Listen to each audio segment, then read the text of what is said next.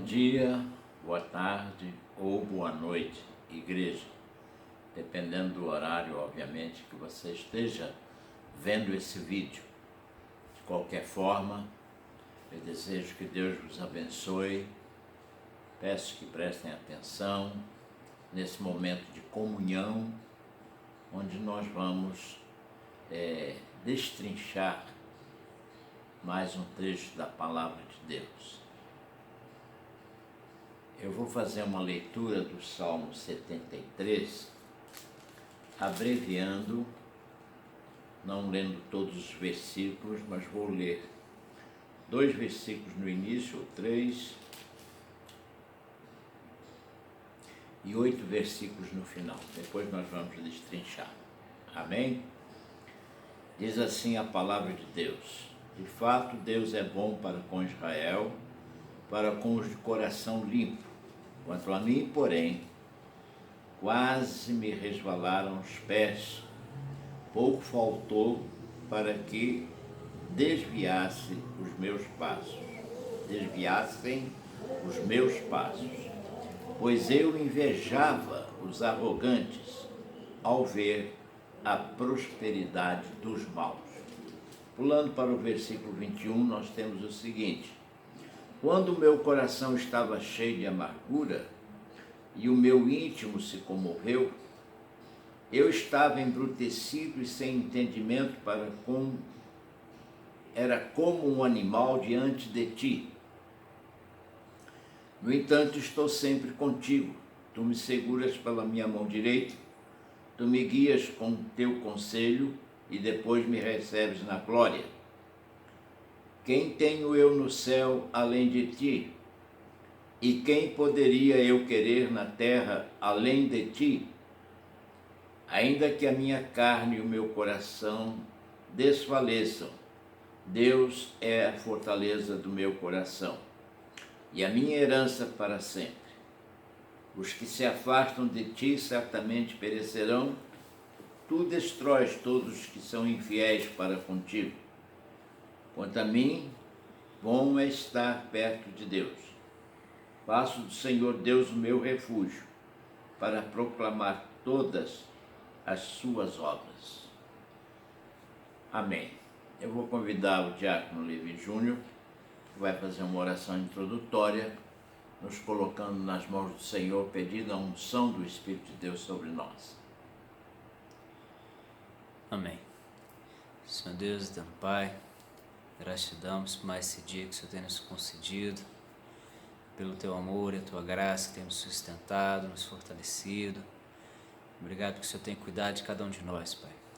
Te pedimos nesse momento que o Senhor se revele a cada um de nós, se manifeste no nosso meio, dá-nos entendimento da tua palavra, unge, Deus, o pastor para ministrar os teus ensinamentos, ó Deus, e que nós possamos estar atentos à tua voz, sensíveis ao agir do teu Espírito Santo, possamos compreender a tua vontade para as nossas vidas e ajuda-nos a colocar em prática e a viver de acordo com aquilo que tu queres para cada um de nós, Senhor. Abençoa-nos, Pai, faz a tua vontade em nosso meio, que eu te peço, te agradeço, em nome de Jesus. Amém. Amém, Senhor. Queridos, o nosso assunto de hoje gira em torno da bondade, da misericórdia de Deus, para com aqueles que têm coração limpo, para com aqueles que o buscam. Fala também da comunhão dos irmãos, como é bom haver comunhão, como é bom estarmos juntos. Obviamente não estamos, nem o Salmo, nem eu estaria me referindo agora a esses poucos momentos, de certa forma, de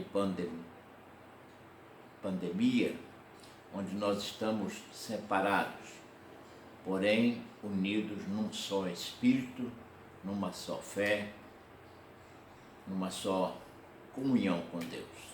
Amém? Então, eu quero falar com vocês sobre um salmo escrito por Asaf, que na realidade era um levita escolhido por Davi para dirigir o coral do santuário. Ele, obviamente, deu início, vamos dizer assim, a uma herança hereditária. Depois dele, outros descendentes dele também fizeram o mesmo trabalho, e tem algumas obras, inclusive, escritas pelos descendentes deles, pelos filhos de Asaf, mas que constam como dele. O importante é que o que ele escreveu é de suma importância para nós. Por um período de sua vida, o salmista Asaf voltou a sua visão para a vida dos ímpios. Começou a prestar muita atenção na vida dos ímpios, na vida dos homens maus, vamos colocar assim. Começou inclusive a invejar a prosperidade dos homens maus. E isso foi ruim para ele, como ele vai narrar nesse salmo. Mas também é ruim para nós. A pior coisa que tem é um cristão ficar vidrado, observando e censurando, por assim dizer, a vida de outras pessoas. Porque nós temos muitos cuidados já com a nossa vida. O cuidado de andar na presença de Deus, o cuidado de ser fiel a Deus, o cuidado de ser bom testemunho, não é? O cuidado de vigiar a nós mesmos. Tem gente que interpreta isso mal. Orai e vigiai. Vigiai quem? Vigiar o vizinho? Não. Vigiar você mesmo, vigiar a sua vida, cuidar da sua vida. Porque se você não vigiar, fatalmente você vai ceder ao pecado em algum lugar. Porque o inimigo é mau e cria armadilhas. E ele usa a nossa mente, às vezes, para nos embebedarmos, por assim dizer, com coisas do mundo, estranhas ao mundo cristão, mas que agradam ao inimigo. E isso maltrata, adoece o nosso coração, a nossa alma e a nossa fé. Então veja, o salmista, aqui no caso, Asaf, ele do versículo 3 ao versículo 12, que eu não li, ele não passou, perdoe novamente, ele não só passou a invejar, por assim dizer, os arrogantes. Você vai ler em casa, do versículo 13 ao 12, e vai perceber isso. Ele não só passou a invejar os arrogantes, mas achou que eles não tinham preocupações, eram fortes, não se cansavam, nada os afligia, isso aos olhos dele. Por isso eram soberbos e violentos, falavam coisas fantasiosas, eram zombadores, falavam coisas desnecessárias e blasfemavam, eram arrogantes, murmuradores, falavam contra o céu e contra a terra, ou seja, contra tudo e contra todos. Por isso, eram admirados pelo povo. O povo gosta de anarquia e segue aqueles que fazem mais barulho, vamos dizer assim. E achavam eles que Deus não tomava conhecimento disso. Isso foi o que Asaf percebeu na atitude dos homens ímpios, dos homens maus. Só que ele estava com tanta atenção voltada para isso que ele já estava ficando contaminado. A palavra diz que os seus pés, nós lemos isso aqui para você no versículo 2. Quanto a mim, porém, quase me resvalaram os pés. Tem muito crente que resvala e escorrega, desculpem do termo, escorrega na maionese, indo atrás de carro, porque o meu vizinho troca de carro sempre. Porque a esposa do meu vizinho é mais amiga dele do que a minha esposa de mim. E vice-versa, e e coloca aí problemas para contaminar a alma do cristão. Mas graças a Deus que não ficou nisso. Asaf, no tempo oportuno, veja bem, ele já estava inclusive se depreciando a si próprio, já estava se afligindo, mas quando chega no versículo 17, aconteceu uma coisa importante, eu vou ler para você. Até que entrei no santuário de Deus e descobri qual seria o fim dos ímpios, dos homens maus.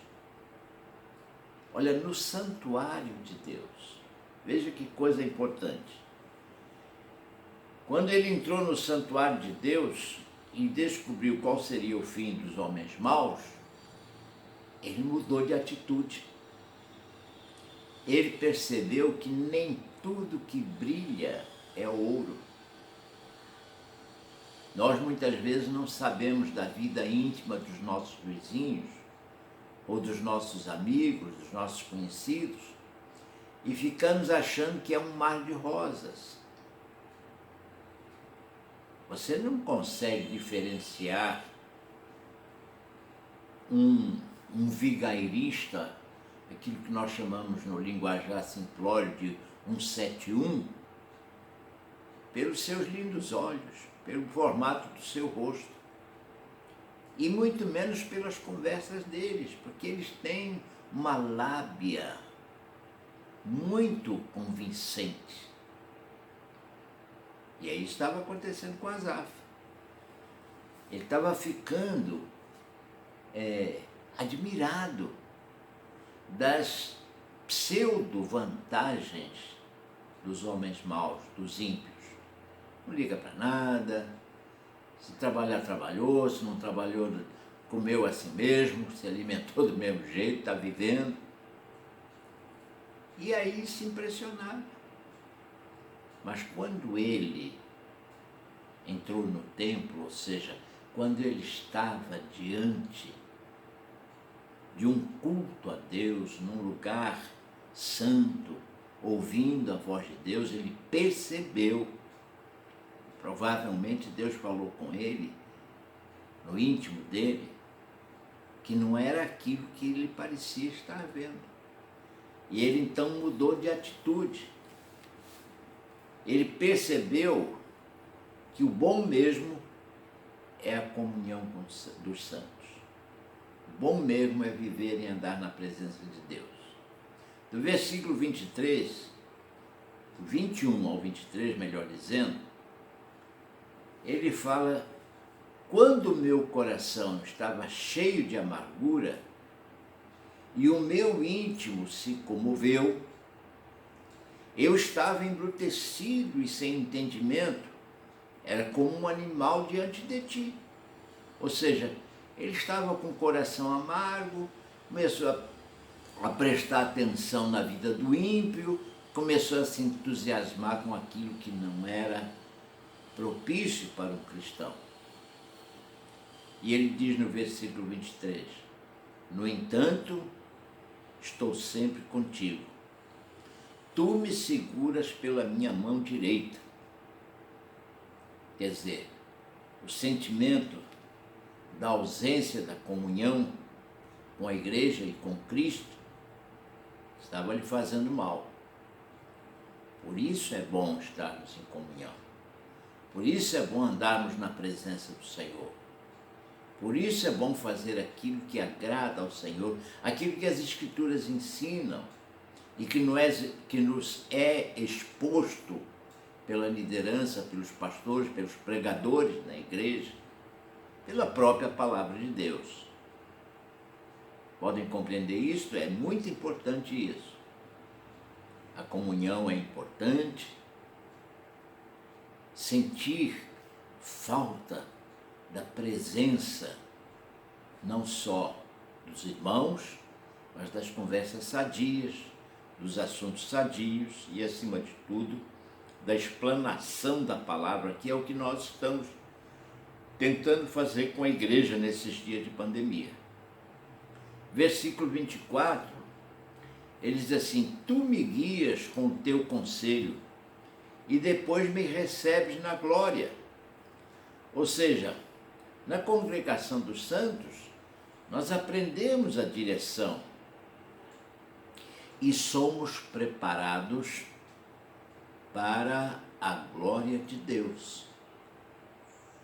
É nessa comunhão, é nesses louvores a Deus, é nesse alimento da palavra de Deus, nessas orações, é aí que estamos sendo preparados para que a glória de Deus brilhe em nossa vida, para que nós alcancemos essa glória,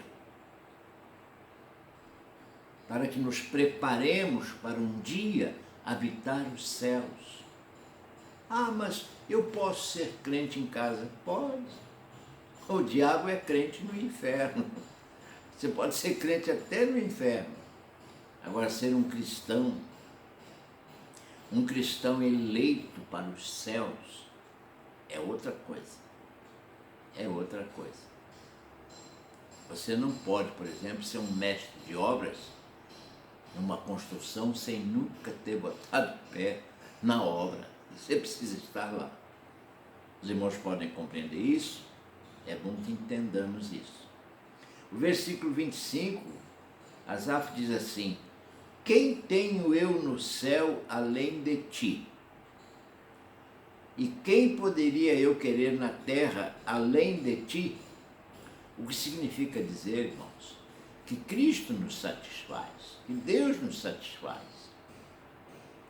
O cristão não vai buscar a sua satisfação nas coisas do mundo.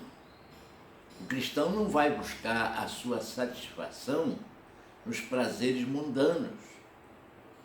Ele vive neste mundo, não é pecado ir ver uma partida de futebol, ir ver um bom filme, ir eventualmente a uma festa de família, obviamente, desde que não atrapalhe o culto da igreja.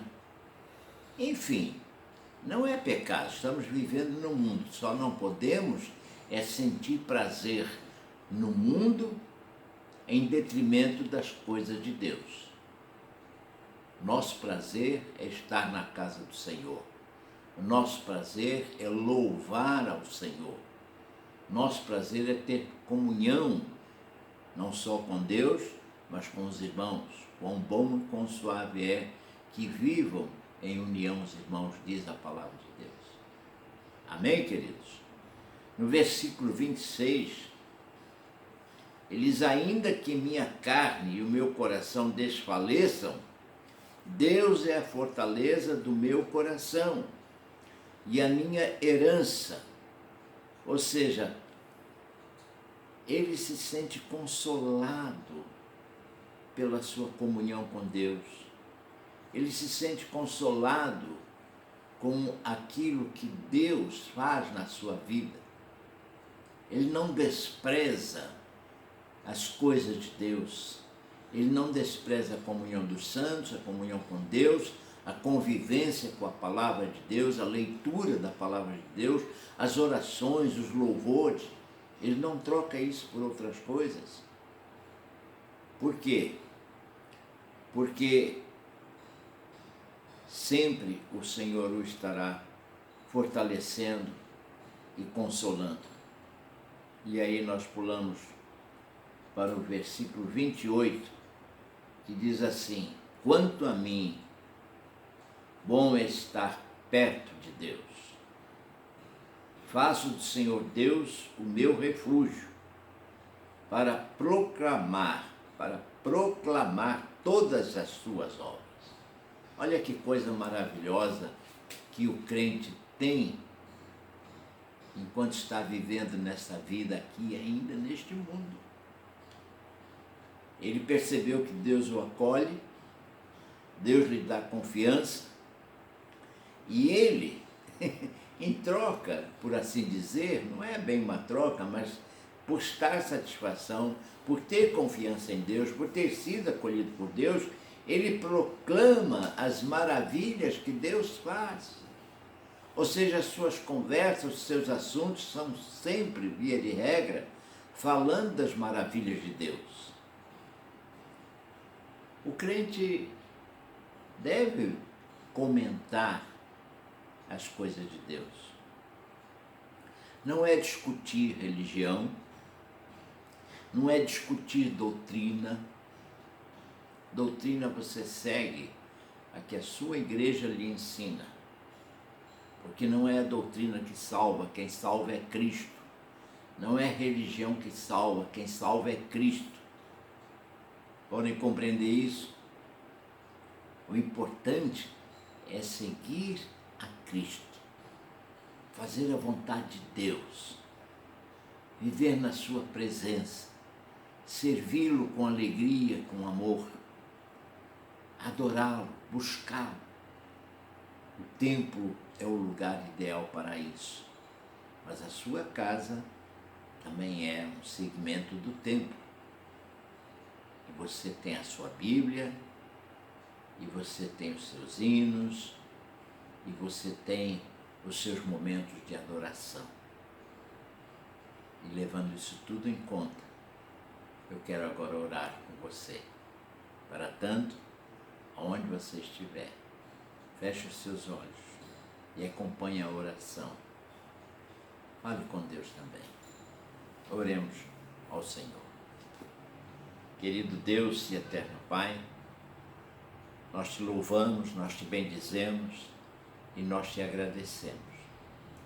Te agradecemos pelo teu amor, pela tua misericórdia, te agradecemos pela salvação da nossa alma, te agradecemos pelo perdão das nossas transgressões, te agradecemos pelo teu acolhimento, porque nos tens agasalhado debaixo das tuas asas, como diz a palavra.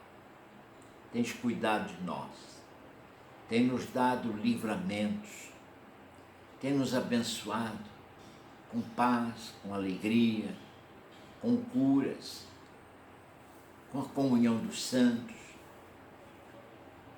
com a saúde na família, com o sustento através do trabalho que nos tens propiciado, ou outro meio lícito qualquer. Enfim, Senhor, tu tens cuidado de nós. Por isso nós temos prazer em sermos chamados teus filhos. Por isso tu nos tens adotado. Nós estamos felizes com isso, porque, como diz a tua palavra, ainda que, porventura, a nossa mãe nos abandonasse, tu não nos abandonarás. Continua, Senhor, cuidando de nós. Para isso entregamos nossas vidas nas tuas mãos. Dá-nos mais uma semana cheia da tua graça. Livra-nos de todo o mal. Dirige-nos com teu Espírito Santo e acampa os teus anjos ao nosso redor para nos guardar e livrar, como diz a tua palavra. Nós te pedimos isso e já te agradecemos, Senhor, em o nome de Jesus Cristo, teu Filho amado. Que todos vocês em suas casas digam amém e amém.